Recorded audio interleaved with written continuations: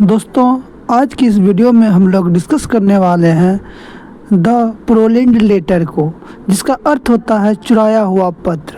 उनके जो ऑथर है वो है एडगर एलन पोए और इनके मेन कैरेक्टर हैं वो है सी अगस्टस ड्यूपिन, जो एक जासूस है और डिटेक्टिव है। उसका जेनरे यानी इसका जो शैली है यह एक जासूसी कथा है। तो आइए दोस्तों इसके लेखक के परिचय को जानेंगे और आइए दोस्तों ऑथर के बारे में परिचय जानते हैं और इन्हें समझने की कोशिश करते हैं। एडगर एलन पोए 1809 to 1849 was a famous American writer, poet and critic. Edgar Allan पोए जो था एक प्रसिद्ध अमेरिकी लेखक, कवि और आलोचक थे। He is best known for his mysterious and dark stories. वे अपनी रहस्यमय और डरावनी कहानियों के लिए प्रसिद्ध है। Poe is often called as the father of detective fiction and his character. उन्हें डिटेक्टिव फिक्शन का जनक भी कहा जाता है। And his character C. Augustus Dupin is one of the first fictional detectives in literature. उन्होंने सी अगस्टस ड्यूपिन जैसे जासूसी पात्र को साहित्य में पहली बार पेश किया। His most famous works include The Raven, The Telltale Heart and The Fall of House of Usher. दोस्तों, इनके प्रसिद्ध कार्यों में the raven, the tell heart and the fall of the house of usher शामिल हैं। अब आइए दोस्तों प्रोलैंड लेटर के समरी को डिस्कस करते हैं, यानी सारांश को डिस्कस करते हैं। दोस्तों, मैं पहले ही बता चुका हूँ, प्रोलैंड लेटर का मतलब होता है एक चुराया हुआ पत्र। आइए दोस्तों शुरू करते हैं। A very important letter is stolen from a royal lady by a smart man named Mr. D. The letter is dangerous because if made public it could ruin her reputation.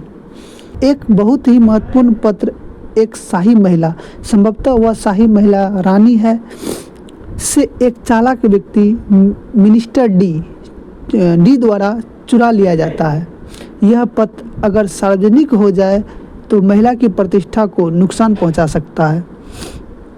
The Paris police try to recover the letter by secretly searching the minister's house in the every corner, but they fail to find it. They are confused and ask the famous detective C. Augustus Dupin for help. Paris police इस पत्र को ढूंढने की बहुत कोशिश करती है। वे minister के घर को पूरी तरह छान मारते हैं, दीवारें, फर्नीचर, किताबें तक में, बट उन्हें पत्र नहीं मिलता है। तब वे प्रसिद्ध जासूस ड्यूपिन से मदद मांगते हैं। Instead of using force, Dupin uses logic and reasoning. He believes the minister is too clever to hide it in a secret place, so he probably hid it in plain sight where no one would suspect it. अर्थात ड्यूपिन बल का प्रयोग नहीं करता है, बल्कि वे तर्क और मनोविज्ञान का उपयोग करता है। वह सोचते हैं कि यदि वह मंत्री होता, वह अपने आप को मंत्री की जगह रख के सोचता है कि अगर वह मंत्री होता तो पत्र को ऐसी जगह छुपाता जहां कोई ढूंढ ही ना पाए, यानी सामने की जगह में नहीं रखता। Dupin visit the minister's house and pretends to be someone else. He sees a worn out torn letter in a letter rack that others would ignore. He realizes that it is the stolen letter in disguise. ड्यूपिन मंत्री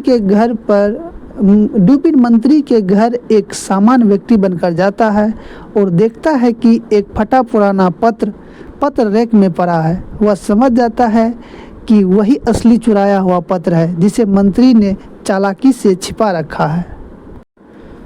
Dupin creates a distraction outside the window and quickly switches the letter with a fake one without being noticed.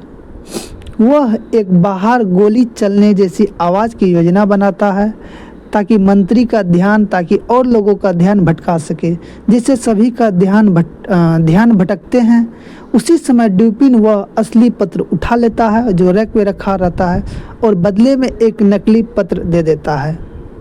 In the end Dupin hands over the real letter to the police and explain how clever thinking helped solve the case.